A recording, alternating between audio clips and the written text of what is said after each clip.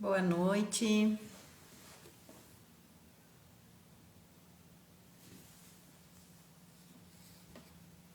Vamos aguardar um pouquinho para o Marco e a...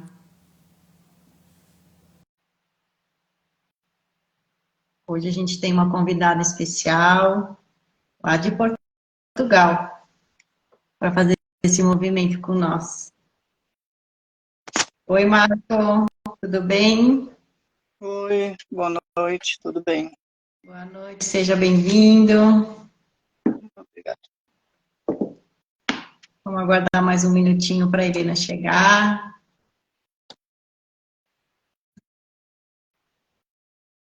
Boa noite, Rosane. Boa noite, Paola. Hoje a gente tem muita coisa. Tem novidades por aqui, né? O Marco, ele é psicanalista, né? E Sim, trabalha com terapias também. Fala um pouquinho sobre você, Marco.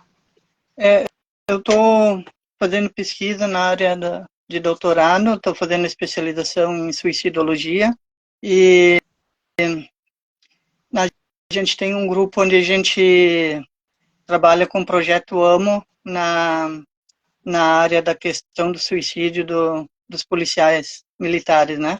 Sim.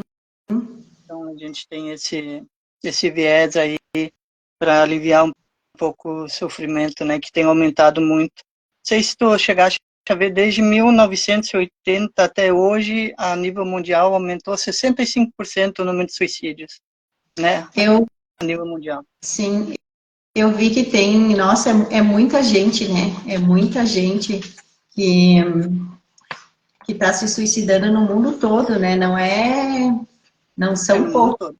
Sim.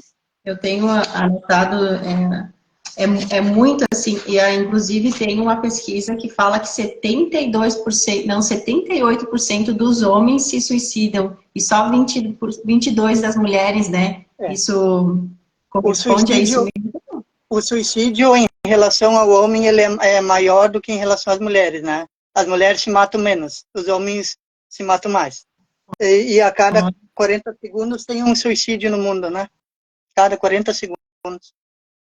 Eu vi que eu fiz uma pesquisa geral, né? Porque sobre suicídio eu não tinha tanto entendimento, né? Eu trabalho mais as emoções, né? Que essa emoção do suicídio é quando a pessoa está lá embaixo, numa frequência de vergonha, humilhação. A nível, a principal, o principal fator é a depressão, né? No Brasil é Sim, 5,8%, né? A depressão, ela mata, é uma das principais causas do desencadeamento ao suicídio, né? São 11,5 milhões afetados, né? tem muita gente. Boa noite, Helena. Seja bem-vinda. Boa noite a todos. Como sempre, há sempre alguém que eu não vejo. A Mónica, eu não consigo ver, só consigo ver o Marco. Também não consigo ver lá. A Mônica, É? nem a você. Pronto, está bem. Sabemos que estamos aqui, não é? Vamos perguntar para o pessoal, vocês estão vendo nós, todas nós três? Alguém quer responder se tá vendo nós todas? Penso que para eles conseguem ver. Paola está conseguindo ver a gente aqui na live? Entretanto, vou enviar, está bem? Vou partilhar, entretanto. Sim, dá para ver todos. Sim? Então, hoje então eu vou começar. Eu não consigo ver você e a Helena. Vamos ver aqui. Eu vou partilhar a nossa live, está bem? Um minuto. Então, Já hoje partilharam? Só um pouquinho. Os três estão aparecendo aqui, a Paola respondeu. Para quem está nos assistindo, está nos vendo nós três. Ah, engraçado. Então, hoje Sim, a nossa 10ª série da nossa doce terapia, né? A gente tem os convidados especiais aqui, né? Que é o seu Marco lá de Florianópolis, a Helena lá de Portugal. Veja só, né? O que a internet faz com esses movimentos lindos quando estão em busca de um novo propósito, né? E também levando essa consciência para o mundo, né? sem dúvida. Quer se apresentar um pouquinho, Helena? Quem é você? Quer falar um pouquinho sobre você para nós? Ok, parei então de partilhar. Então, sou Helena Leni, psicoterapeuta integrativa, com foco no somato-emocional. Eu ajudo as pessoas a resolver problemas, normalmente os mais longos, não é? E principalmente aqueles que não têm solução. Está muito ligado ao nosso emocional, ao nosso mental, através de consultas, através de cursos, através de mentorias. Estou aí para ajudar qualquer pessoa que me procure a desvendar mistérios que normalmente a medicina convencional não consegue ajudar. E esse é o meu trabalho. Moro aqui, sou na fronteira entre Espanha e Portugal e sou estudante de psicanálise neste momento do doutorado, não é? Já sou psicanalista também, aqui com o meu colega Marco, na SAPDH, onde eu convido todos também para virem conhecer. E é só para agora. Venho aqui muito contente, agradecida por me teres convidado, para que eu possa também trazer aqui outra abordagem sobre este tema tão doloroso, não é? Tão difícil por vezes de falar. Alguém tem que falar, e neste caso somos nós, não é? Muito bem. Então, hoje a gente vai falar, né, que é como a gente vai navegar nesses pensamentos, né, para abrir essas armaduras que criamos na nossa mente, porque, né, afinal, né, são essas frequências, emoções lá embaixo, né, que já baixou tudo, saiu, a pessoa ficou triste, ficou desesperada, se sentiu ofendida, culpada, ficou nessa frequência muito baixa, que é a vergonha, a humilhação, até que ela não tem mais sentido para a vida. Então, a gente vai falar sobre isso hoje, como a gente sai dessa frequência para mudar a nossa própria realidade. A gente vai falar sobre como a gente olhou, né, que pelas pesquisas o homem é 78% suicídio, então a gente vai falar um pouquinho sobre a masculinidade, o papel do homem através do tempo. A gente vai falar sobre o desenvolvimento dele também ao longo desses anos, por que os homens têm tanta dificuldade de se expressar as suas próprias emoções. Vamos falar também ali do suicídio, que nem a gente começou no começo, a alta taxa de policiais, né, que eu também pesquisei sobre isso e fala que é 8 vezes maior o suicídio nos policiais do que a própria população geral, então é muito alto, né. Então eu também não conhecia o projeto AMO, que a gente vai falar aqui sobre o projeto, né, como é importante olhar para isso e como, assim, a gente também descobre que a nossa mente, ela nos fica ali presa nas coisas que acontecem durante o dia a dia e vai dormir com essa pressão psicológica, então fica bem difícil de lidar. Dá para entender também os casos referente a sair desse estado, né? Como sair. Então, na semana passada, né, eu fui convidada ali, conversamos eu e o Roberto Ribas, né, falando sobre a depressão, inclusive eu já recebi o livro dele, né, que tá, olha, o livrinho dele já chegou aqui, até com dedicatória, olha só. Então, olha os movimentos que são feitos, né, com um monte de pessoas juntas. Então, isso é muito, muito legal, muito bom, né. Pois sem dúvida. Precisamos cuidar muito dessas emoções para evitar o suicídio, né? Tanto que existe que, pela Organização Mundial da Saúde, aponta que cerca de 800 mil pessoas morrem devido a suicídio, que nem o Marco falou antes. Então, por meio, às vezes, de investigação, né? Eu trabalho, além da psicanálise, eu trabalho com a investigação do inconsciente, que são regressões. Eu tenho um autoconhecimento para a pessoa também soltar todas essas amarras que ela leva e por que ela fica paralisada nessa sintonia. Então, ela acaba se libertando para não ter essas frequências de emoções muito baixas. Então, ela sai do desespero, começa a ter coragem para a vida, para ter aceitação de tudo isso. Um ponto importante de falar é que a mente da gente é o nosso cérebro, né? E nosso cérebro é o nosso espírito, né? Que a gente já nasce com esse pensamento, com essas ideias, às vezes, e ao longo da vida acaba aflorando ainda mais. E isso faz o que a gente criar muita ilusão, por isso fazemos tanta confusão com os pensamentos. Portanto, quando sonhamos, né, às vezes, ou mentalizamos algo, sentimos e criamos uma expectativa como se fosse real, que é a dificuldade, às vezes, da pessoa soltar o que está vivendo, criando tanta ilusão e leva para a vida tudo isso. A masculinidade, então, né? O papel dos homens, através do tempo e o seu desenvolvimento, através do longo dos anos, sempre teve o ideal de força e resistência. O tão conhecido papel do marido ativo e procriador. Esse homem provedor, sem medos, tão corajoso quanto comedido, exemplo de segurança e maturidade, um total de 0 de vulnerabilidade, porque acabava escondendo as suas emoções, querendo mostrar algo, né, por causa que a sociedade acabava cobrando essa força muito grande. E a virilidade tão presente nos nossos dias de hoje, estabelecida lá na época antiga como um modelo de comportamento sexual, social e familiar. Então, olha quanta pressão o homem tem, né? E ainda mais policial que tem que ir para a rua, como ter todo esse cuidado. Todos que fingem, né, ou fogem desse modo ideal da masculinidade eram considerados inferiores e deviam obediência ao homem forte, né, que correspondia ao padrão perfeito. Então, esses homens perfeitos acabavam tendo direitos e ordenavam e colecionavam poder, e os outros acabavam servindo essas pessoas. Então, olha só, veja só, estamos em uma nova era, um novo tempo, tudo mudou, né, e os tempos mudaram. Mas esses conceitos ultrapassou os tempos antigos e se estendeu até hoje, como na política, na religião, no próprio poder.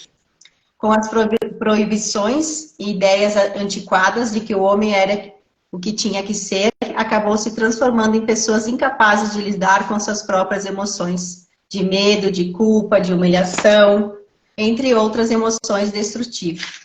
Então, veja como é difícil criar coragem quando tem tanta pressão em cima de um ser humano. Também dá para entender por que, né, que acaba ficando lá, se sentindo humilhado, achando que não é capaz de ter coragem para lidar com tudo isso. E veja só, eu aqui, né, junto com a Helena ali e o Marco, né, estou aqui para dizer que não temos controle de nada, na realidade, a gente não tem controle dos nossos pensamentos, mas a gente precisa fazer escolhas diárias para mudar os nossos hábitos e tornar pessoas melhores a cada dia, cheias de vida, cheias de amor no coração e muita saúde. Porque quando a gente cuida das nossas emoções, a gente cuida das nossas ações. E a gente acaba ficando com mais alegria, felicidade para ir para o mundo. Eu também vi que tem um estudo que diz que 3 em cada 10 homens possuem o hábito de conversar sobre seus maiores medos e dúvidas com os amigos. Então, 7 não tem diálogo com ninguém. Então, esse 7, olha por que aparece tantos movimentos de suicida. Também aparece que 45% gostariam de se expressar com menos agressividade. Por quê? Porque quando às vezes não consegue se expressar as emoções, vai chegar uma hora que o corpo vai explodir e não tem para onde botar. Então vai colocar toda essa raiva para fora em forma de agressividade. E nem é porque quer, porque não está no controle, acaba querendo ter o controle daquela situação e não sabe o que fazer com aquela emoção que está ali explodindo, né? Então olha como é a preocupação, né? A maior preocupação é não ser o que esperavam de você. Então, os homens ainda têm essa preocupação de querer ser aceito, né? De ter a validação, como a gente também tem como mulher para o mundo. E isso nos preocupa bastante. Também vou falar, né, um pouquinho da própria estética, a beleza em si, né? A beleza do homem, tanto como a mulher, o homem é importante se cuidar no dia a dia, né? Para que o que não acaba se destruindo, porque quando a pessoa também perde a sua autoestima, ela acaba se destruindo a si mesma, porque ela não se ama mais. Então, tem que sair dessa validação de buscar no outro, né? que é uma prisão cultural que ainda é limitação de expressão, gerando tensões que passam a fazer parte da realidade masculina. Ser vulnerável, né? Compartilhar emoções e sentimentos, estar aberto ao que se quer e não ao que os outros esperam que seja. Saber que não existe nada no mundo que possa fazer alguém mudar, mas sim existe a pessoa se aceitar, mudar a sua própria realidade, mudança de hábitos, né? E se abrir para a transformação, para um mundo melhor. Quando aceitamos que a gente cura todas as mágoas, né? Tomando consciência com autoconhecimento, abrindo essas caixinhas que estão ali dentro e guardadas dentro da nossa própria mente, isso nos liberta para o novo e para a vida. Assim como os estados mentais negativos refletem na aparência e atitudes externas, a melhora da aparência positiva para a vida. Então, o Marco passou o contato do Dr. Marco Aurélio, né? Sobotak. Acho que é isso, né, Marco? Isso. Correto. Ele falou que ele tem muitos pacientes que, após resultados estéticos positivos com supervisão de seus psiquiatras, eles superam gradativamente suas medicações e antidepressivos, recuperando o seu autoestima, retornando suas atividades habituais. Então, ele tem como objetivo, né, a medicina estética, que vai além de simplesmente embelezar rostos e corpos. O cuidado, né, eu também às vezes trabalho com a linha de terapia capilar, que é o que? O cuidado que a pessoa tem com o seu corpo, porque é através dele que vai ter a falta de vitaminas, vai ter a queda de cabelo, olha só. Então, tudo é uma consequência, não estou presente no que eu estou fazendo, não estou com as emoções destrutivas, eu não cuido da minha alimentação, nem dos exercícios físicos, nem da minha respiração, eu acabo o quê? Causando doenças para o meu próprio corpo. E às vezes não sei lidar com isso. Então, é tão importante quanto melhorar o visual externo, também é importante que cuida da autoestima e a melhora. Então, o Dr. Marco, ele atende, né, numa clínica em Ivoti, e daí quem quiser o contato dele, né, o Marco pediu para mim passar, que é o 5198-555-1918. Marco, vou lhe fazer uma pergunta agora. As pessoas da atualidade, né, de forma geral, estão se fechando na solidão individual e na existencial de cada um. Há um aumento de egoísmo egocêntrico e muitas pessoas vivem apenas para si e seus afins. Quais os fatores sociais e psicológicos que podem impactar no suicídio, segundo o setor da saúde da Brigada Militar?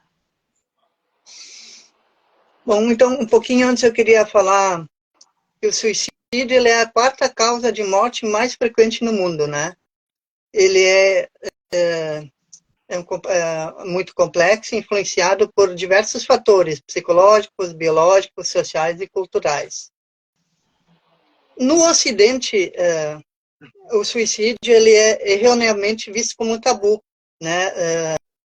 Ainda fala-se pouco, e esse dia eu estava falando com um oficial lá da PM, um tenente, e ele disse, eu não posso falar, nós não podemos falar sobre suicídio, se a gente fala, as pessoas começam a se matar. E não é essa a questão. A questão é a seguinte, a gente tem que falar. É uma obrigação nossa, enquanto profissionais de saúde mental, falar sobre a questão do suicídio. O primeiro passo para essa questão é admitir a existência do suicídio, né? A gente tem que admitir a existência dele. O segundo passo é falar sobre esse incômodo do suicídio, né? Há uma causa muito das pessoas com 15 a 29 anos,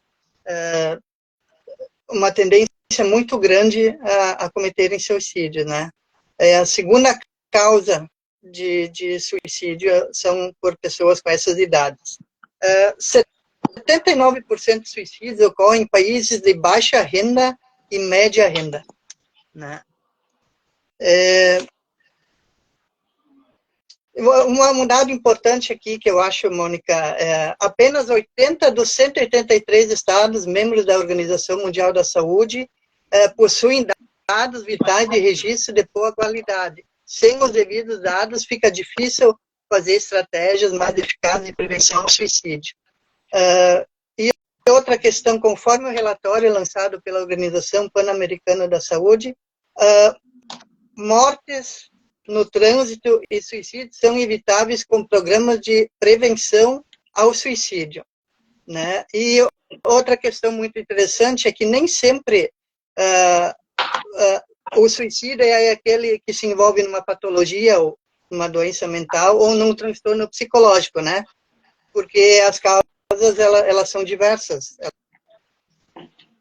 Elas são psicológicas, né? Outro dado que eu acho muito importante para vocês terem, 90%, olha só, 90% dos suicídios, eles são evitáveis se a gente chegar com a psicoterapia, com a psicanálise, com a psicologia, e em casos mais graves, extremos, com a medicação através de um psiquiatra. Vejam só, 90%. Uma outra questão que eu vi no nosso país também, não há dentro não há assim dados estatísticos nos estados, né? Tem alguns estados que não mandam os dados estatísticos de suicídio, não há assim um cronograma a ser seguido que tem que mandar os dados para a gente fazer uma pesquisa qualitativa e quantitativa, para a gente fazer projetos de prevenção ao suicídio, né? E outra questão, a nível mundial, não se investe muito na prevenção da saúde mental e emocional em relação ao policial.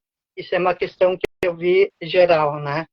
Então, isso é muito, muito preocupante. Qual é a principal causa? Recursos financeiros. Por isso que a gente vai falar depois do projeto AMO, né? Os comandos das polícias militares, eles ficam sensíveis a essa causa, e aí eles criaram um guia de orientação de prevenção ao suicídio, né?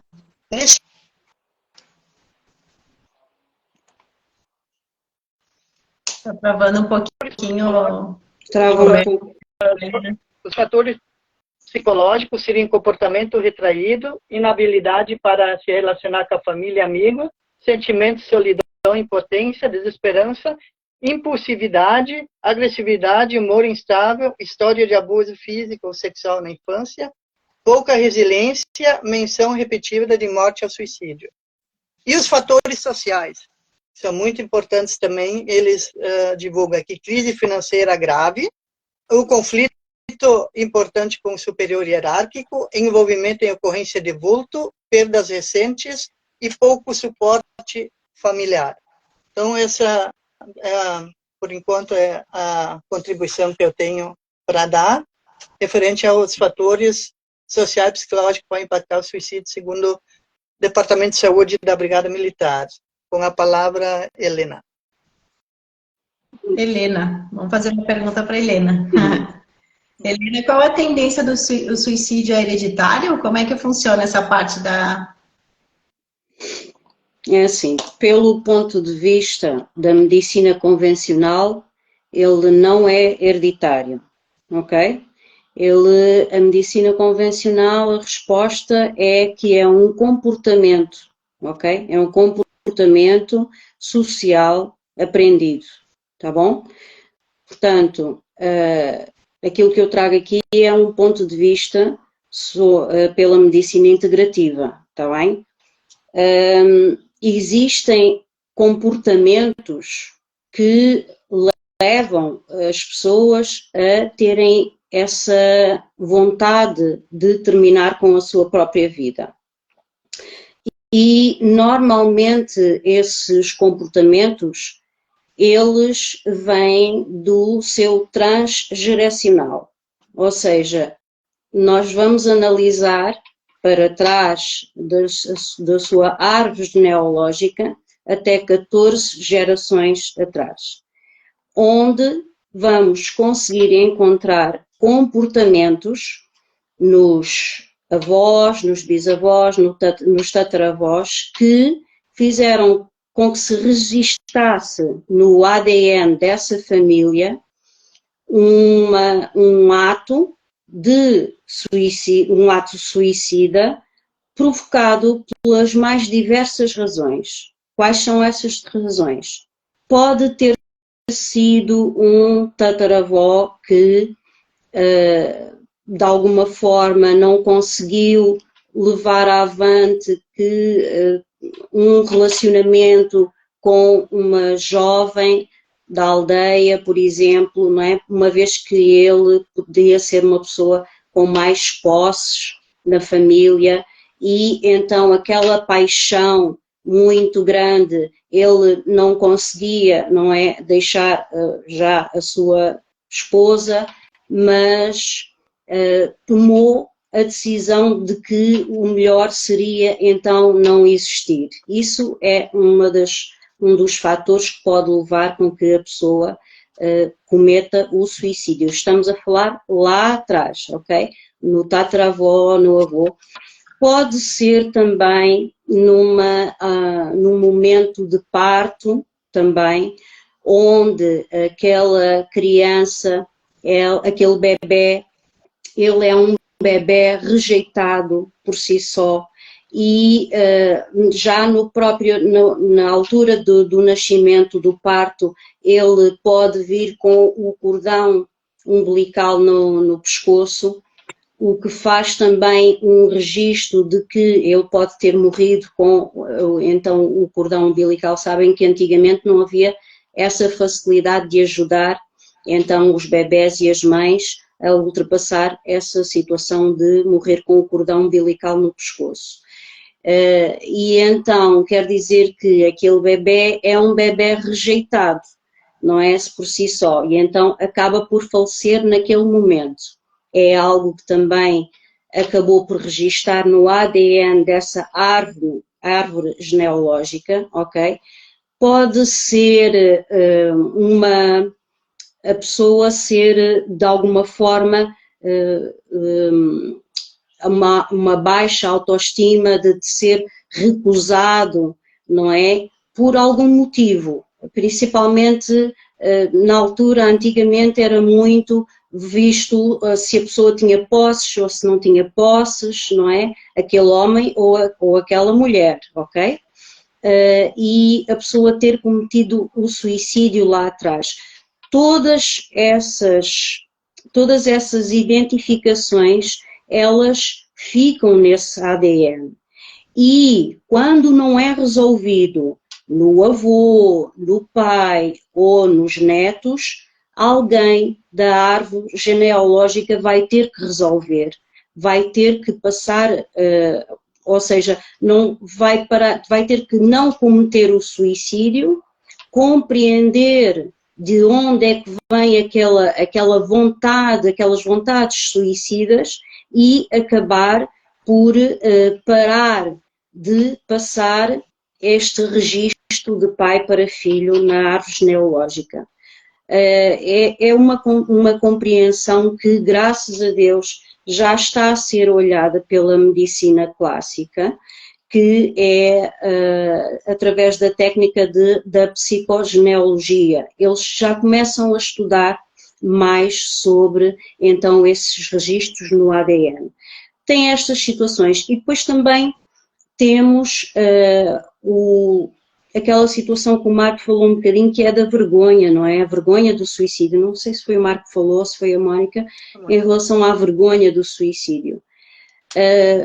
As pessoas antigamente que cometiam suicídio, por exemplo, elas não eram enterradas no mesmo cemitério que a população daquela aldeia, daquela cidade, daquela vila. Eles eram, ou quando conseguiam ser enterrados no cemitério, era através de pagamentos de propinas para que se pusesse na laje ou na identificação outra causa daquela morte, para que fosse tapado aquele suicídio. É algo que continua também a vir nos registros de todos os membros da família seguintes. O calar aquele suicídio é talvez uma das piores situações que faz com que aquela pessoa nos dias de hoje, não é? Que é um neto, que é um bisneto, que acabe por cometer suicídio por se sentir que não é querido aqui neste momento, na Terra, nesta encarnação que ele está. Por não ser querido, então eu não mereço estar aqui e acaba por tirar a sua própria vida. Esta é um pouco das justificações, um pouco do ponto de vista do transgeracional e uma forma de que as pessoas possam olhar para os segredos de família. Isto é algo que eu bato muito para que as pessoas deixem de ter estes segredos de família. E se por um acaso na tua família existem algum destes segredos, faz muito necessário que seja divulgado. Se houve um avô, um pai, um bisavô que cometeu suicídio por algum motivo, tem que ser falado para que se rompa este cordão que faz com que esse neto, esse bisneto, acabe também por tirar a sua vida. Compreendem? Isto é muito mais profundo do que eu estou aqui a falar, mas claro, em outra altura nós vamos poder desenvolver um pouco mais. Mas Sim. traz muitas respostas a muita gente. Sim. A Helena falou que é exclusões, né? No sentido é que quando alguém é excluído da família por algum ato ou coisa que fez, alguém vai fazer esse papel lá na frente. Então, por isso, ter o cuidado, né? Aceitar todos como são, olhar com carinho, tratar com amor, para que mudar a própria realidade. Então, como a gente muda a nossa realidade de pensamentos e emoções, né? Para sair desse estado auto-suicídio. Porque, no fundo, o suicídio, quando a pessoa está se sentindo com vergonha e humilhada, ela também começa a criar confusões no mental, que ela começa a ver coisas ilusões que para ela é real e na nossa realidade não é real. Então, ela acaba criando essa confusão e a vida vai levando para ela sem luz. Ela não consegue mais enxergar além. Ela só enxerga aquilo que está ali na frente do olho dela, bem na frente. Se sair um pouquinho, não enxerga mais nada. E daí a gente precisa fazer escolhas todo dia. Então, essa realidade que criamos é uma projeção que passa dentro de cada um de nós, mas ficamos tão presos ao que está acontecendo na nossa vida e tudo o que fazem conosco e o que não conseguimos acreditar que somos nós mesmos que estamos criando o que estamos vivenciando. Então, vai ser preciso olhar para esse pensamento, vai ser preciso olhar para essas emoções para mudar a própria realidade. E começa com escolhas, né? Então, como que eu faço para mudar? Fazendo escolhas diariamente. Não estou gostando dessa situação, disso que eu estou fazendo, vou fazer uma escolha nova. Experimentei essa outra escolha, não gostei, vou fazer outra nova. E não ficar preso. Então, com essa escolha consciente de mudar a forma de pensar sobre tudo que vemos, a forma que pensamos e o que estamos vivenciando, ao invés de tirar conclusões precipitadas, conseguimos quebrar os ciclos do que estamos construindo para nós mesmos, nos fazendo perguntas. Então, se alguém quiser anotar ali, já vai algumas perguntas, né, para se fazer no dia a dia, quando levanta de manhã, para já ir mudando a própria realidade. Quais são os pensamentos que realmente me ajudam para criar a realidade que eu desejo? Sempre lembrar que é para anotar. Veio um pensamento, né? Veio uma emoção, anota lá no papel, né? Que são os movimentos que eu tirar da mente e botar para o papel para entender a minha própria consciência. Ó, Regina entrou aqui. Regina é minha colega a gente faz trabalhos sistêmicos com a escrita sistêmica para mudar a maneira de pensar e também fazer planos novos para a vida. Porque através dos sonhos, né? Nossos sonhos que mudam a vivência de buscar, né? Não é o fato de chegar lá no sonho, mas essa caminhada toda que faz a gente ter motivo de viver. O que eu posso ler, ouvir ou assistir que irá reforçar a própria realidade para mim? Então, eu dei o exemplo do livro antes lá do nosso Roberto, né? Colega ali, né? A vida. Ainda há tempo. E eu vou dar um outro livro, porque eu sou da leitura, né? O Cavaleiro Preso na Armadura. Esse é um livro muito interessante para entender a própria mente, né? Entender como mudar os pensamentos, que são as armaduras que a gente fica preso dentro do nosso pensamento. Não é algo fora, não é uma armadura, então a gente vai criando tudo isso que nos destrói. Então, também olhar no espelho, que é autoestima, né? Se olhar no espelho todo dia, chegar na frente do espelho, se olhar todas as manhãs e se perguntar: se hoje fosse meu último dia de vida, eu gostaria de fazer o quê? ou estou prestes a fazer hoje? O que eu realmente quero fazer? Então, se a sua resposta for não, o que você escolheu em fazer, né? Se você fosse morrer, você não ia fazer isso, repense de novo, faça novas escolhas. E veja o que precisa mudar, que coisa precisa mudar, o que precisa olhar, né? E veja que quase tudo. A gente precisa mudar as expectativas externas, a gente precisa mudar o olhar, o orgulho, tirar o orgulho, o medo, os constrangimentos ou falhas que a gente acaba achando que a gente está falhando. E a gente não falha, a gente não existe certo e errado, existem escolhas, né? E mesmo que a gente tenha um monte de conhecimento, na hora que a gente vai fazer um movimento, a gente se pede, nossa, eu vou falar com mais pessoas, será que eu vou falhar? Então, no fundo, a gente só vai passar a mensagem que a gente tem, o que a gente estudou e o que a gente vivenciou. Quando sentir a dificuldade, então, para mudar seus pensamentos, né, e suas emoções, alguém que estiver aqui, alguém que vê a live depois, procure a gente pela ajuda, pelo projeto Amo, procure a Helena, o próprio Marco, ou eu, para fazer esses movimentos, né? Ou quem confia, uma pessoa que está perto de você, que está com algum problema, que está se sentindo com medo. Eu vi que tem a minha amiga Paola aqui também, que está vendo a live desde o começo. A gente toda semana se fala, né? Qualquer coisa que a gente está com uma dificuldade, a gente uma chama a outra para ter aquela conversinha, para se sentir acolhida com carinho, né? Porque às vezes a gente não tem essa amizade ou essa troca de energia dentro da própria família, mas a gente sempre tem um amigo que pode confiar e chamar para conversar.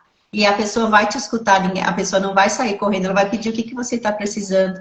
E também olhar no olho da outra pessoa, escutar quem está ali do ladinho. Senta do lado dessa pessoa, escuta, às vezes ela só quer ganhar um pouquinho de atenção. Isso vai dar uma força, uma coragem enorme para ela sair daquele olhar que está. Então não existe nada no mundo que a gente pode fazer para alguém mudar a si mesmo, a não ser a pessoa querer olhar para isso. A gente está ali para conversar, pegar na mão, analisar. Se eu estou aqui, estou vendo alguém do meu lado que está com dificuldade, senta, pega na mão, respira junto para ela olhar no teu olho e limpar essa alma que está ali por algum motivo que não está se sentindo leve, está se sentindo perdida. Então, essa aceitação de si, o contato humano da outra pessoa, olhar com carinho, muda toda a realidade. Que aqui foi o que o Marco falou no começo, né? Que 90% é evitado quando vai lá dar esse amor, esse carinho. Então, o amor cura tudo mesmo. E muda toda a realidade. Então, começa a pegar na mão dessa pessoa para ela se olhar para dentro de si, limpando os próprios pensamentos.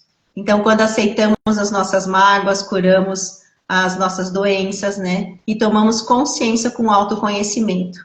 A gente abre essas caixinhas, né? Que eu falei do livro da armadura, a gente abre essas caixinhas, tá tudo guardado aqui dentro da nossa cabeça.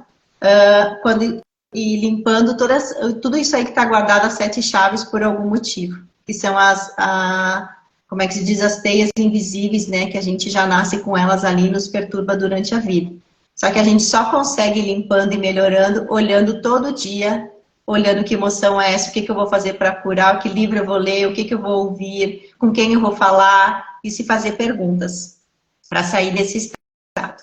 Sempre lembrar, né, que todos nós somos seres divinos, eu, a Helena, o Marco, todos vocês que estão aqui, também as pessoas, né, que vão escutar essa live depois. Então, todos nós temos uma vivência, a gente tem um propósito aqui na vida, e esse propósito é ser feliz e evoluir com o melhor de nós.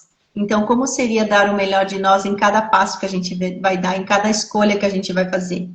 E também estamos aqui falando sobre como sair do suicídio se amando, né? Que é autoaceitação, curando, buscando conhecimento para passar para vocês, né? Que a gente acabou estudando todo esse movimento por algum motivo, ou por coisas que a gente passou, ou por pessoas ao nosso redor. E com esse conhecimento a gente escolhe, né, esse propósito de levar para o mundo. Então, o nosso trabalho é auxiliar através da tomada de consciência no processo de desenvolvimento pessoal nas várias áreas da vida, para ter mais equilíbrio, felicidade, cura, amor e harmonia. Helena, o que você diz a respeito do suicídio, né? E como mudar essa realidade, como preveni-la, e quais medidas você pode nos dizer para ajudar nesse movimento? É ter uma mente aberta, ter uma mente aberta e olhar a todas estas abordagens, que elas são todas válidas, uma vez que o ser humano ele é todo diferente. Ele é um ser sistémico, que não é sozinho, também está incluído todo o seu ciclo familiar, toda a sua família, amigos, onde moram, o seu trabalho, não é? Como é o foco do Marco. Principalmente, imagina, um profissional da segurança pública comete um suicídio. E nós vamos encontrar uma justificação em que ele não é amado pela sua família, ok? Por exemplo, o Marco está aí, pode-me dizer se, por um acaso, se já viu algum caso desse ou não. Alguém que se pode analisar que ele não é amado pela família. Só que depois a família vem dizer que não é bem assim. Ele foi uma pessoa sempre amado dentro da família. Então, o que é que nós temos que ir observar depois? Temos que ir observar qual era a sua segunda família. E a sua segunda família podia ser, então, a família da brigada, ou seja, os colegas do trabalho dele. E então, essa segunda família estar naquele momento ter mais peso e mais valor nas suas decisões emocionais. Então essa pessoa acaba por cometer suicídio por algum motivo que aconteceu dentro da brigada. E acabamos por encontrar então que foi essa falta de amor, essa recusa de amor dentro do seu local de trabalho, não da sua primeira família de sangue, mas sim da sua segunda família. Portanto, eu estou a falar sobre este tema porquê? Porque há que dar oportunidade a todas as outras abordagens, a todos os outros pontos de vista, para se conseguir ir buscar uma resposta mais fácil. Neste caso estamos a falar de alguém que já cometeu suicídio, mas se nós tivermos este conhecimento, vamos estar atentos a várias emoções, a vários sintomas que as pessoas aparentam, mostram, que podem levar aquela pessoa ao suicídio, que isso é muito importante. Se nós conhecermos todas estas abordagens, como eu falei anteriormente, ver dentro da família do transgeracional se houve casos de suicídio, não silenciar, falar sobre eles, por exemplo, ver então qual é, no caso do Marco, depois ele se quiser também pode falar um pouco sobre isso, quais são então os desequilíbrios, não é? Desequilíbrios psiquiátricos que a pessoa possa ter, ver na tua área, por exemplo, a parte sistémica também, o que é que pode levar, como estavas a falar e muito bem, a autoestima, muitos deles dentro das brigadas, por vezes, eles são humilhados entre eles e isso acaba com a autoestima de qualquer pessoa. E então tudo isso são fatores de risco que podem levar aquela pessoa a cometer suicídio. Portanto, são aqui 3 abordagens que dão várias ferramentas para que família, amigos, eu não digo a própria pessoa que tem aquela vontade suicida, porque é uma pessoa que ele não está capaz de assimilar qualquer informação. Ele já chegou a um lugar que não vai fazer o clique. O seu entorno é que vai poder ajudar nesse aspecto. Amigos, familiares, colegas de trabalho, é que têm que estar atentos. Porque para então essa pessoa que pode cometer suicídio ser tratada, será num lugar de início, ou seja, irmos resolver a autoestima dessa pessoa e tudo mais.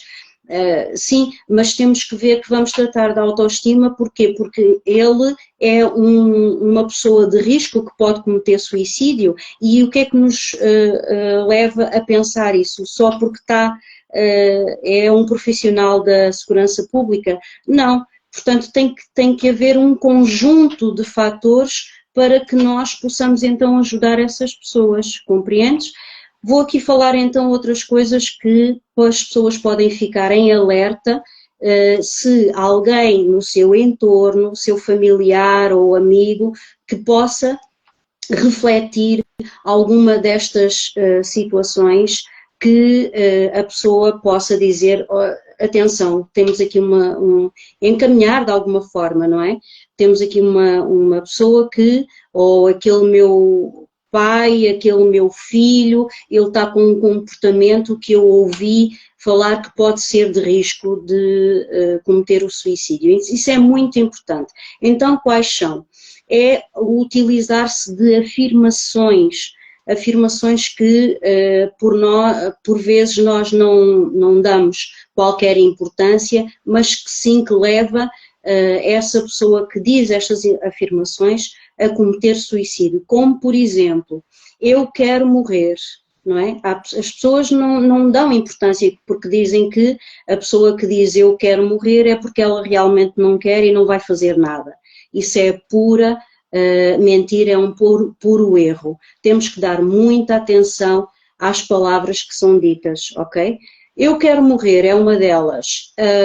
Eu não me importo mais com nada. Nada me importa. Eu me pergunto quantas pessoas virão ao meu funeral, ok? São pessoas que estão sempre assim com estas afirmações estranhas. Às vezes eu gostaria de poder dormir e nunca mais acordar, ok? Outra, todo mundo estaria melhor sem mim, ok? Outra, você não terá que se preocupar comigo por muito tempo, não é? Dizem assim, soltam estas afirmações assim do nada, que quem está à sua volta não consegue compreender e nem dá nenhum valor. Mas isto são alguns sinais de que a pessoa pode querer cometer suicídio. Então, cabe a todos nós, não só profissionais da saúde que temos este conhecimento, mas a todos os familiares e amigos e colegas de trabalho perto, a ter empatia com estas pessoas e não obrigar ninguém, sem dúvida, mas talvez acompanhar, mencionar, não é? Mostrar o livro, por exemplo, do Roberto, ainda há tempo, sem ser invasivo, ok? Sem dizer, olha, não tens que estar a dizer essas afirmações, vê este livro. Não, só simplesmente dizendo, lê este livro antes de que faças alguma coisa, lê este livro. Ou então, vai ter com aquele psicólogo, com aquele psicanalista, com aquela psiquiatra ou psicoterapeuta, não importa. Vai ter com um profissional que te pode ajudar, dar estas indicações e principalmente acompanhar essa pessoa, para que consigamos cada vez mais evitar, então, que a pessoa tire a sua própria vida. É muito, muito, muito importante ter este conhecimento todo, não é? O conhecimento liberta, não é? Liberta muitas pessoas e principalmente nós podemos ajudar muitas outras. Outra das coisas que pode fazer é, se a pessoa não tem condições para procurar um profissional da saúde, ele pode sempre procurar o projeto AMO, que o Marco ele vai já falar um pouco mais sobre isso. E principalmente procurar o atendimento online, é muito importante o atendimento online, porque é um lugar muito privado, é um lugar onde a pessoa não tem que se deslocar a um local físico, por vezes sente vergonha de entrar daquele espaço, daquele psicólogo, daquele psicanalista e tudo mais, para não passar por maluquinho, não é? Que é um dos motivos que faz com que as pessoas fujam do atendimento. do nosso atendimento é isso. Portanto, o atendimento online, ele facilita a pessoa a procurar essa ajuda. E o projeto AMO está aí para quem tem problemas a nível financeiro, mas eu vou deixar o meu colega Marco ele explicar um pouco melhor. Mónica, não sei se respondi à tua pergunta, se está bom. Certo. Claro que tá bom, imagina, né? Tanto Gratidão. saber, né? Como é que não vai ter não vai estar bom as respostas, né? Ainda mais Gratidão, tem Carinho. os atendimentos, no dia a dia os atendimentos acaba dando muito mais amplitude, a gente vai buscar muito mais respostas, né? A minha convivência com suicídio, eu teve uma pessoa próxima e eu lembro, eu era muito jovem na época, né? Também não entendia muitas coisas, não tinha o estudo que eu tenho hoje, mas eu lembro que ela tinha muito de ver, a gente estava do lado dela, ela estava vendo um monte de coisas que não existia e para ela era real, não tinha como dizer para que não era real aquilo. Então, sempre que tiver alguém do lado que está falando alguma coisa que é nada com nada, que tu vê que a pessoa não está bem, pega na mão, foca, leva ela a fazer alguma coisa contigo para tirar desse estado que ela entrou, que é um estado de emoção, uma sintonia, que ela fica presa ali nessa memória. Então, faça isso que você já vai estar ajudando qualquer ser humano que estiver ali perto de você e que está precisando de ajuda. Sem dúvida, sem dúvida. E não discuta com a pessoa dizendo que o que você está falando, né? Que tá certo, escuta ela, escuta, pega na mão e leva para ela um outro olhar para fazer outra coisa, que tem isso você vai tirar ela dessa sintonia. Também puxa ela para respirar com você e olhar no olho dela. Se você olhar no olho, ela entra na sua alma, tu tira ela desse estado na hora. Eu já fiz esse exercício com várias pessoas e os resultados são mágicos. Sempre ter empatia e compreensão, sempre, sempre. É uma das... são duas ações que podem salvar vidas. E também acaba não tendo brigas, né? Porque quando vê que a pessoa não está falando algo por nada, não discuta, que é o ego querendo provar quem que está certo. Não entra nesse estado, simplesmente limpa, né, o que está em você mesmo e dá uma água, faz alguma coisa para a pessoa sair desse olhar que ela está vivenciando. Marco, uma vez ligado aos profissionais, né, que você trabalha também com os profissionais da segurança pública, né, e a realidade é essa do suicídio, né? Fala um pouquinho sobre o seu projeto, sobre esse projeto que tem AMO, né, no mundo, como é que funciona esse projeto para as pessoas que querem, de repente, ter acesso para isso? Rapidinho, antes eu vou dizer, na questão do policial, primeiro a pessoa, ele se mata por dentro, o ego, ele fica cingido, esfacelado, não existe mais nada por dentro. Cria uma cisão do ego, ou seja, uma cisão do eu. Grandes decepções geram grande suicídio. Em seguida, quando a pessoa está toda esfacelada por dentro, ela se mata no plano físico, né? A personalidade fica toda esfacelada, tudo que do psique e do físico, do mental, se esfacela, né? E aí chega ao ato do suicídio. Quero dizer assim, ó, o policial é sempre visto como aquele arquétipo do herói. Ele salva todos e ele trabalha desde a classe mais, ele atende desde a classe mais baixa até a classe mais alta. Então ele tem diversos traumas pós-traumáticos, né? Em relação à vida dele também, porque às vezes ele vê o colega ser morto e às vezes ele é morto também em combate. A cada 32 horas um policial morre no Brasil, né? Então não é por suicídio, mas eles morrem, né? Mas a questão do suicídio. Em 2018, na Brigada, tiveram 6 suicídios. 2019, 5. 2023, 2021, 14. 2022, 13. E 2023, 14 suicídios até o momento, né? O atendimento da Brigada, do setor psicossocial, em 2018, eles fizeram atendimentos psicológicos, psiquiátricos e de grupos 5.972 pessoas. Em 2019, 6.452.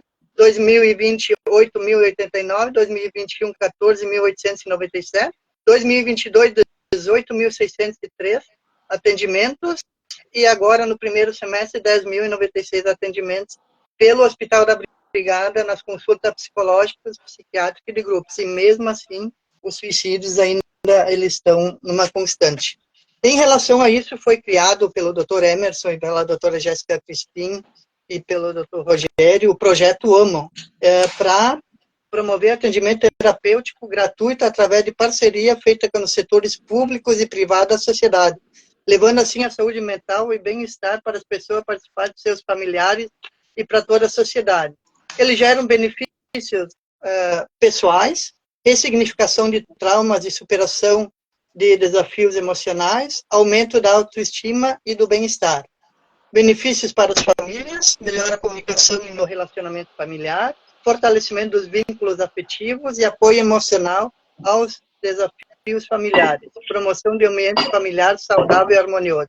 Benefícios para a sociedade, desenvolvimento de relações saudáveis e respeitosas entre os indivíduos, redução do impacto das doenças psicossomáticas na sociedade. O que é uma doença psicossomática? É uma doença que não, a nível clínico, o médico vai dizer que você não tem nada, mas aí vai começar a sair umas manchinhas vermelhas, né? Vai estourar em alguma parte do seu corpo, né? Em função da questão mental, né? Depois a gente pode ir mais a fundo em relação às doenças psicossomáticas e mostrar como é que, uma outra live, né? Como é que elas são e como é que elas ficam e como é que a gente pode evitá-las, né? O objetivo é ajudar as pessoas a encontrar equilíbrio emocional e superar os desafios que enfrentam através de suporte terapêutico e psicoeducação. A parte mais importante do projeto, oferecemos atendimentos terapêuticos online para garantir sigilo e confiabilidade entre paciente e terapeuta. A modalidade online, como a Helena já falou, como a Mônica fala, proporciona conveniência e acessibilidade, permitindo que mais pessoas possam receber apoio emocional. Então, esse projeto ele foi criado pelo Dr. Emerson e pela Dr. Jéssica e Dr. Rogério. Foi um pedido nosso, né? Porque, assim, em muitos lugares as pessoas não têm acesso a psicólogo, a questão do psicoterapeuta, né? Na psiquiatria também o médico pode receitar, também deve ter atendimento online também na questão da psiquiatria. Mas, assim, foi proposto um pedido nosso e ele criou esse projeto justamente para isso. Aí foram criados 2 grupos, o grupo dos homens e o grupo das mulheres, né? Nesses grupos são feitas palestras e as pessoas que participam de seminários e as pessoas podem participar desses grupos, entrando nos grupos e participar e tirar dúvidas e em casos de quem precisar de um atendimento é direcionado então para um atendimento online, né? A gente fica muito feliz que, claro, tudo na vida tem uma limitação, mas eu acho assim, eu sempre digo, melhor ter um atendimento online nos batalhões, nas entidades, nas instituições, do que não ter nenhum atendimento. Então, nesse caso, o atendimento online, ele é muito melhor do que não ter nenhum, né? Porque ele pode salvar vidas também. E como já foi dito, 90%, se a gente vier com uma intervenção antes, na hora, a gente pode evitar o suicídio com psicoterapia, psicanálise, psicologia e em relação a coisas mais graves, em caso de medicamento, psiquiatria. Então, esse é o nosso recado. E dizer assim, o homem ele tem mais dificuldade, sim, principalmente na área policial. É muito difícil ele aceitar ajuda e a gente quer quebrar esse paradigma. A gente quer ver se a gente consegue fazer com que ele, em certos momentos, em vez de se matar, procurar ajuda. Porque hoje, da maneira com que está, eles se matam e não procuram ajuda. E que a gente quer fazer eles entender que é mais importante eles viver, não se matar, procurar ajuda e encontrar um sentido para a vida, como a Mônica falou, como a Helena falou aqui também. Então, seria isso, Mônica. Eu vi que um comentou aqui, né, que as consultas são muito raras, né, mas na realidade, o médico, o psiquiatra, ele cobra um valor altíssimo, né, cada um tem um valor, né, não tem um valor o psicoterapeuta e o psicólogo, enfim, tem um valor menor, né? Então, tudo tem dentro do propósito. E quando faz pacotes, ou tipo, se a pessoa vem mais seguido, são os valores diminuídos. Então, tem essa possibilidade, né? O que que acontece normalmente com as próprias emoções, né? A pessoa tá, não é a gente não chega num estado lá embaixo na humilhação, a gente vai diminuindo a nossa emoção porque a gente não olha para ela. Então, por isso que precisa se libertar olhando devagarinho, sempre botar coisas novas na vida. Então, o que que acontece? Para chegar lá na felicidade, na paz e na alegria, a gente vai precisar limpar o medo, limpar a tristeza, limpar as mágoas, todas as mágoas, né? Esse desespero, enfim. A gente vai precisar se aceitar nossa história como foi, seja boa ou ruim, para criar coragem para sair desse estado de emoção. E daí é ali que vai começar, depois da coragem, que vai ter aceitação. Então, por isso que é uma longa caminhada. Quando eu quero buscar uma felicidade imediata, que o que a gente vive num mundo que a gente quer imediatismo, um exemplo, esse movimento que eu fiz aqui, que a gente está fazendo, foi imediato. Mas não é que foi imediato, foi porque lá eu já vinha estudando sobre isso, a Helena estuda sobre isso, né? O Marco estuda, o Roberto estuda, e daí foi no movimento de uma pergunta minha, né? Uma pergunta que diz que quando a gente pede para o universo, para ele te trazer uma resposta, ou mostrar quem que são essas pessoas que precisam desse trabalho, que por algum motivo foi buscar. O Roberto falou, quando a gente conversou na segunda da semana passada, ele me disse assim, Mônica, eu quando escrevi o livro, eu não sabia para quem que ia, hoje eu sei, ele disse, né? Mas eu fazia. Então, como seria a gente olhar para isso? O que é isso eu estou fazendo que vai mudar para a minha vida e para a vida das minhas pessoas, para as pessoas ao meu redor? Também eu vi pesquisando que tem muitas coisas, poucas que falam sobre as emoções do homem, né?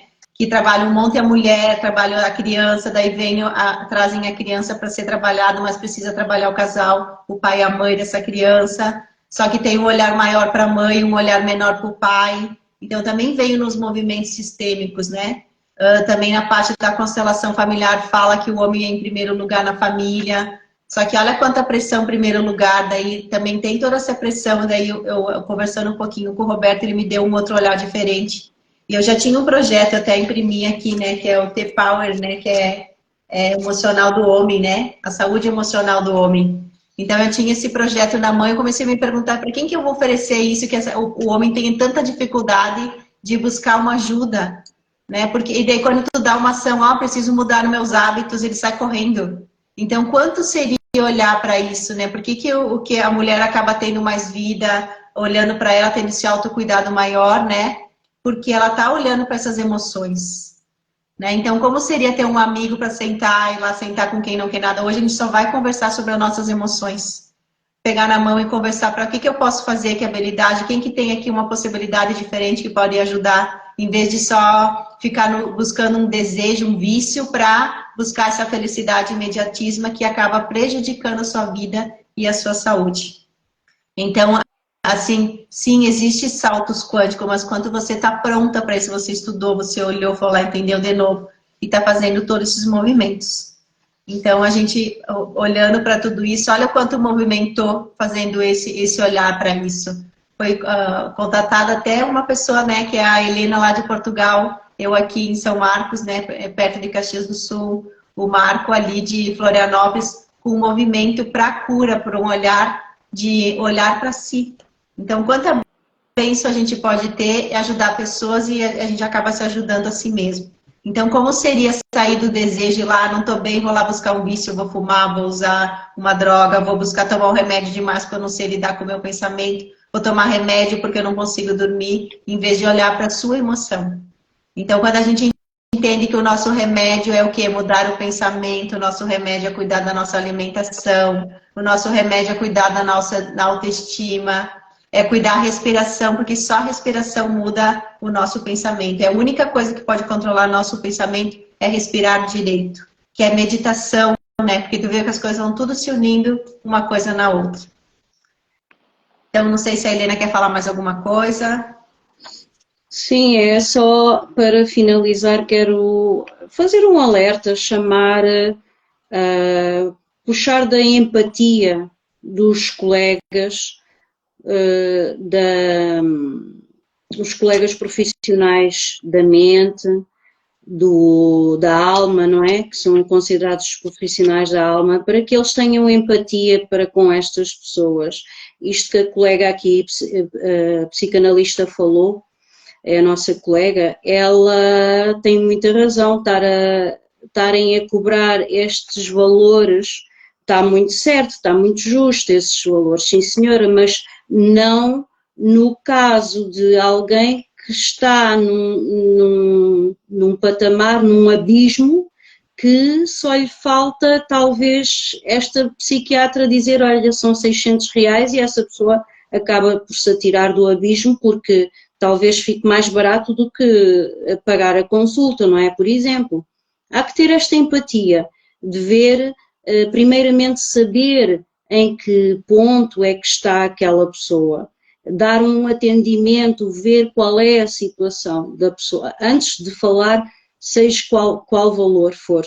E por isso é que depois acontecem estas situações, é como eu digo, são pequenos empurrõezinhos que se dão e podendo salvar vidas, primeiramente acolher, receber, ver o que é que se está a passar, qual é a gravidade, se calhar até nem é uma situação que necessita de uma psiquiatra, mas se calhar precisava de um psicólogo ou um psicanalista só, não é?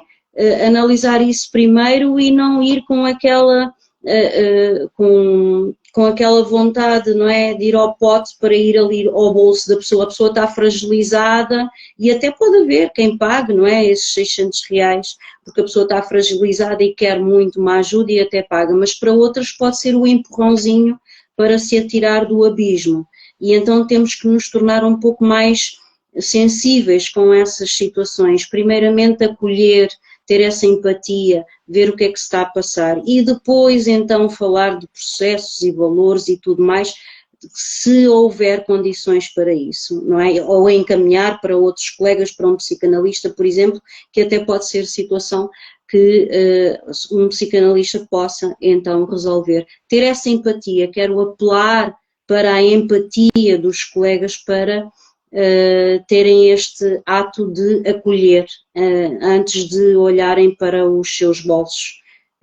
E temos o projeto AMO que está aí para ajudar essas pessoas, nem que seja o primeiro passo. O primeiro passo, não é? De uma forma gratuita, saber o que é que está a passar, fazer esta primeira análise e depois seguir então para processos, não é? Pagos. Mas temos aqui este projeto AMO, é só contactarem com esse APDAH que vão ser encaminhados então para um leque muito grande de profissionais que vos podem ajudar nesse aspecto, tá bom? É isso que eu queria falar, a última deixa. Muito bem. Quer falar mais um pouquinho, Marco? Eu queria agradecer, né, e foi muito importante a fala da Helena em relação a isso, até a Cíntia botou verdade, Helena, a Cíntia é uma colega nossa na SFDH, estudante de psicanálise, e ela é estudante de psicologia também, né, então é muito importante a fala da Helena, a fala da Mônica, lembrar a questão financeira, ela é muito crucial na vida das pessoas, né, e às vezes, como a própria Helena falou, e só vou dar um exemplo, me parece que foi na Grécia, que uma época teve uma crise financeira grave no país e aumentou os suicídios em relação a 200%. Então, ela gera um impacto muito grande na vida, no ambiente das pessoas, né? E é uma questão muito séria, né? Então, a gente tem que, o nosso trabalho é falar e fazer as pessoas falarem. E aí eu vou pedir um apoio para a Helena e para a Mônica em relação à dificuldade que os homens têm, principalmente os homens em relação a policiais, de falar, expressar suas emoções, de falar, porque tem aquele arquétipo do herói que eles ajudam todo mundo, então eles têm essa obrigação, até por questão de juramento, da vida em relação à sua vida em relação à vida do outro, né? Salvar vidas, né? E por muitas vezes eles não conseguem salvar as suas vidas próprias, né? Salvam tantas vidas, mas quando chega o momento de salvar a sua, se tornam impotentes por uma questão, essa questão do falar, da escuta e do falar, né? Muito obrigado, Mônica, muito obrigado, Helena. Gratidão aí a todos. E eu que só vou dar mais um parecer, né, que eu fiz 7 anos de terapia, né, então é uma outra possibilidade, né, porque quando a gente está olhando que a gente busca cura, eu nunca paguei uma consulta, eu fiz os 7 anos de terapia com troca de serviço. Uhum. Ah, que legal. Por exemplo. Eu trabalhava com beleza, né, e daí o que ela vinha fazer o serviço dela comigo, que eu trabalhava com cabelo na época, ela fazia comigo e eu trocava em serviço. Então, como seria se perguntar que habilidades e competências eu tenho aqui que eu posso trocar com você e você me fornecer esse conhecimento que eu estou precisando nesse momento? Uhum. Em vez de o que tem muito disso também. Ah, psicólogo não precisa pagar, eu vou lá, né, na terapia, mas não preciso pagar. E tem muito disso que as pessoas acham que vai lá pagar o remédio, mas não quer pagar a mudar o pensamento, né? E a mudança de pensamento você não vai, quando você entende que você não precisa do remédio e que é muito mais barato trabalhar se autoconhecendo do que pagar o próprio remédio para por algum motivo paralisar aquilo que precisa ser curado. Então, quando você entende isso, que você quando busca a cura e está consciente que quer mudar, vai vir pessoas para te ajudar, vai ter pessoas que vai esticar a mão, que vai fazer esses movimentos. Eu fiz 22 formações na área de terapias, né? Que eu paguei foi umas 3, o resto também eu fiz tudo com troca de serviços. Então, não sei fazer isso aqui, eu vou estudar como é que eu faço isso aqui, a curiosidade faz com que você vai buscar o outro. Então, força de vontade, nunca perca a vontade de buscar seu sonho, para onde que eu vou, onde é que eu quero chegar, faça planejamento, vai para te ver quanta diferença vai fazer na vida. Tá? Então, isso é uma coisa que vale a pena comentar, né? Que ali saiu o movimento do valor. Eu vejo que às vezes as pessoas têm essa dificuldade, não vou pagar porque não sei o que, para alguém falar o que eu tenho que fazer. Ninguém fala. E cada um vai fazer o que acha que deve fazer. Mas ela precisa entender que está dentro dela as respostas e para isso ela precisa de alguém para ajudar ela a mudar esse olhar do pensamento. Se sozinha a pessoa não consegue. Para descobrir essa resposta dentro dela. Uhum. Isso daí. Sim, é isso. Porque é ter empatia, que é o que eu digo, ter empatia. Claro que nós também temos contas para pagar e tudo mais, mas não tem nada a ver, estamos a falar do início de um processo. É um processo, é algo que vai continuar. Estamos a falar de a primeira consulta. Aí é preciso acolher com empatia. E claro, o seguimento, esse processo depois é pago, claro que sim, que nós também temos a nossa vida para pagar. Mas primeiramente ter essa facilidade, não é? De acolher primeiramente. Pode até nem ser necessário, não é? E está-se a perder o tempo, o nosso tempo, e está a perder o tempo daquela pessoa. Pessoas que não estão comprometidas, por exemplo, não vale a pena pegar, não é? O que é que estamos ali a fazer? Estamos a perder o nosso tempo e a perder o tempo da pessoa, o dinheiro da pessoa, a fazer a pessoa a perder o seu dinheiro, não é? Há que ter este princípio também.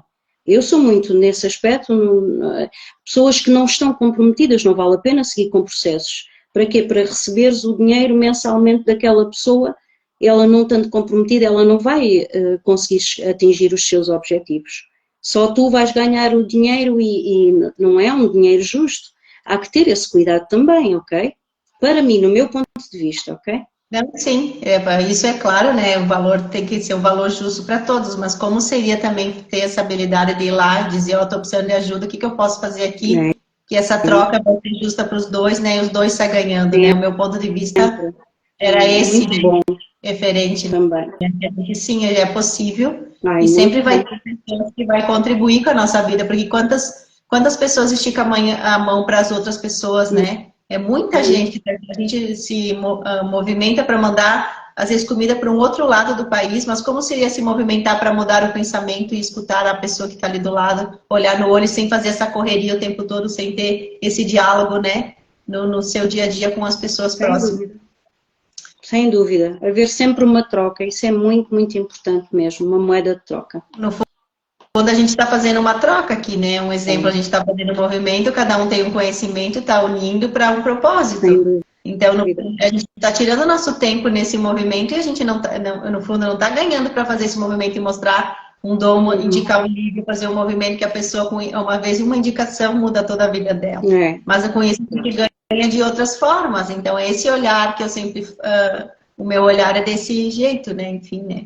Isso foi e a moeda de troca, neste momento, é as pessoas que assistiram à live pegam e enviam para 10 amigos, para quem vocês quiserem, porque uma partilha, uma vida. E estão-nos a ajudar a nós e estão a ajudar também a outra pessoa que vocês estão a partilhar.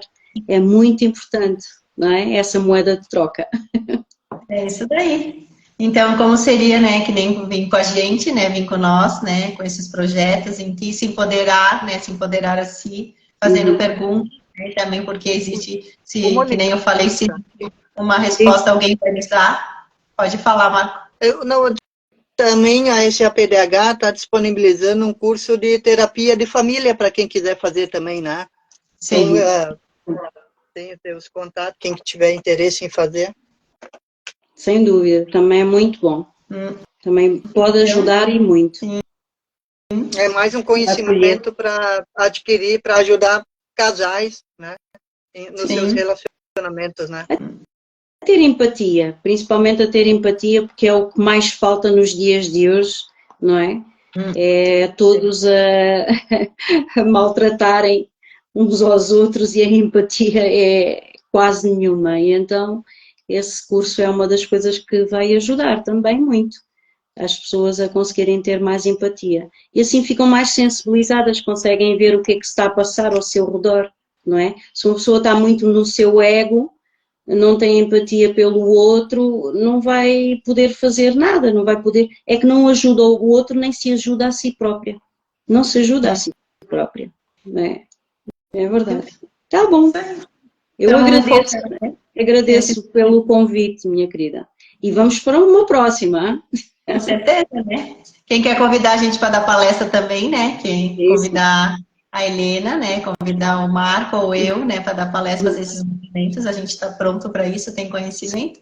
A gente quer agradecer a todos que entraram na live, né? Que eu vi que tem bastante a Elisa, a Jane, ó, a Iriane, a Aline, tem a Psi, a Paola, o João, tem um monte de pessoas aqui, o Roberto. Então a gente quer agradecer a todas essas pessoas, a Gil, o Enzo, a Inês, vários falaram. Ajudarem a partilhar.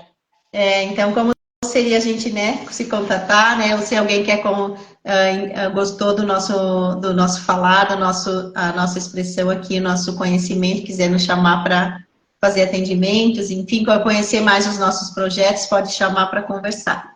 E a gente fica muito feliz, eu agradeço, né, de ter vocês nesse movimento. Eu acabei criando para mostrar conhecimento para as pessoas e olha, estou trazendo novas pessoas, novo conhecimento e fico muito feliz. Gratidão. Nós é que agradecemos. Beijão a todos, então. Beijão, minha querida. Tudo de bom. Gratidão. Tchau. Tchau. Você também. Tchau.